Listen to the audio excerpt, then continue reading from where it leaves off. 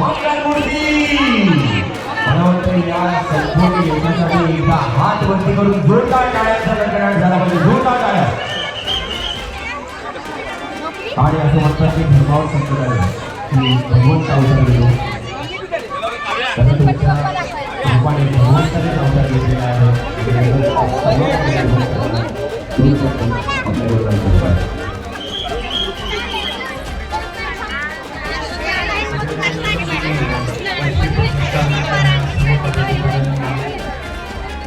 मनापासून मी त्यांचे आभार व्यक्त करतो की आज त्यांचं मला या कार्यक्रमात बोलवणं व माझी उपस्थिती अपेक्षित आहे असे जायला मला.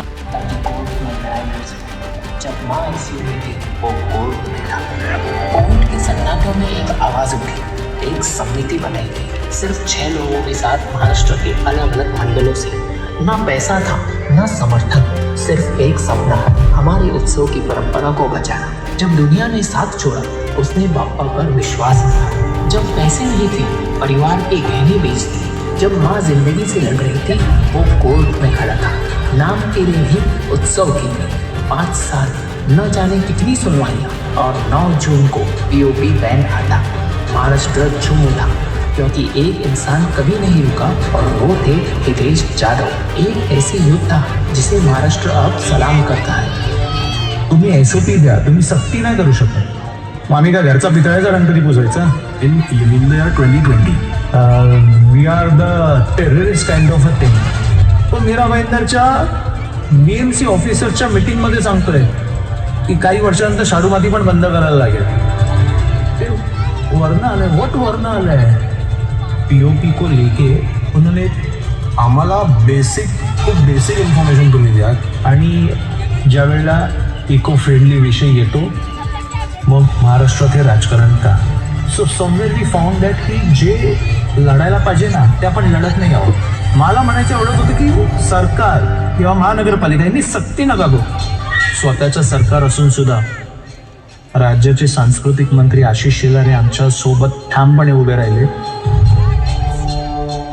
त्यांनी उत्सवाची बाजू मांडली, त्यांनी मूर्तिकारांची बाजू मांडली. 11 मार्चच्या दिवशी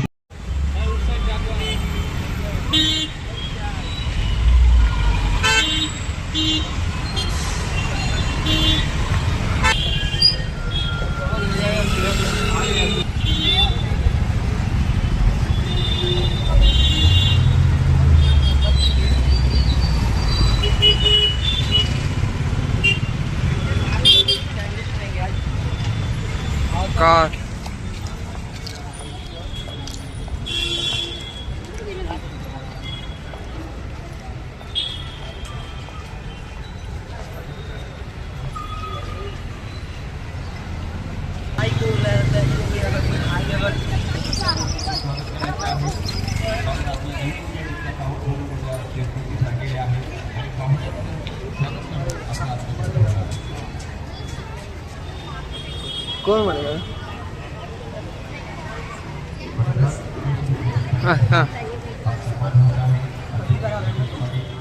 मैं भी पहली बार आ रहा.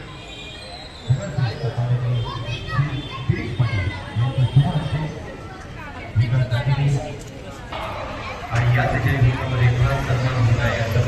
अशीच सार्वजनिक उत्सव कमिटी महाराष्ट्र राज्याचे हितेश जाधव यांच्या पहिली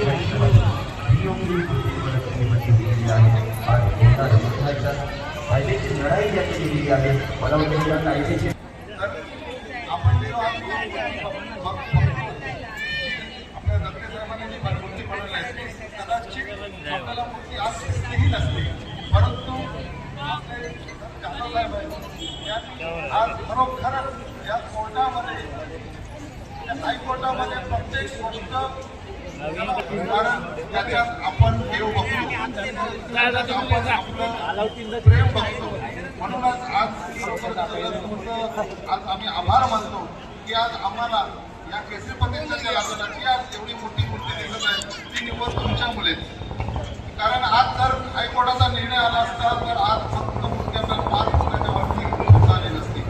परंतु साहेबांनी जे मेहनत घेतली, जे कष्ट घेतले आणि आज त्या कष्टाची फळं हे आपण सर्व हिंदू धर्मीय आज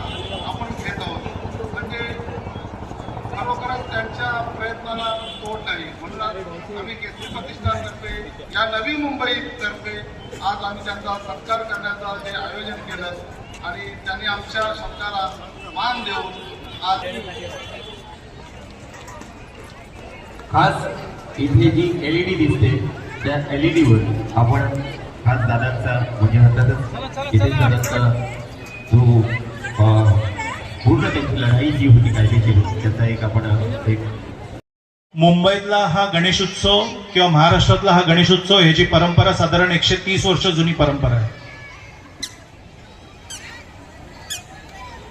कोणीतरी समाजकंटक येतात, कोर्टामध्ये जातात, सो कॉल्ड पर्यावरणवादी स्वतःला म्हणतात आणि उत्सवाच्या विरोधात एखादी SLP दाखल करतात, ज्याला या उत्सवाचं गांभीर्यच माहीत नाहीये मुळात. माझा हा जो महाराष्ट्रातला गणेशोत्सव आहे हा लाखो लोकांचा पोट भरणारा गणेशोत्सव आहे. ह्या गणेशोत्सवामध्ये या 3 महिन्यामध्ये या महाराष्ट्रामध्ये साधारण 80 ते 70 हजार कोटीची उलाढाल करते. तो एक त्याच्यामध्ये धर्मभावना किंवा भेद नसतो. आज असंख्य वेळा आपण बघितलंय की जे काय प्लास्टर ऑफ पॅरिसचं काम होतं त्या कामाचे मजदूर हे मुसलमान असतात. तर आपण त्यावेळेला असं नाही सांगत की बाबा आमच्या इथे तुम्ही काम नाही करायचं. तो सगळ्यांचा पोट भरणारा उत्सव आहे आणि हे ज्या वेळेला तुम्ही कोर्टापर्यंत घेऊन जाता ही आपल्यासाठी एक शोकांतिका आहे. आज महाराष्ट्रातल्या शास्त्रज्ञांनी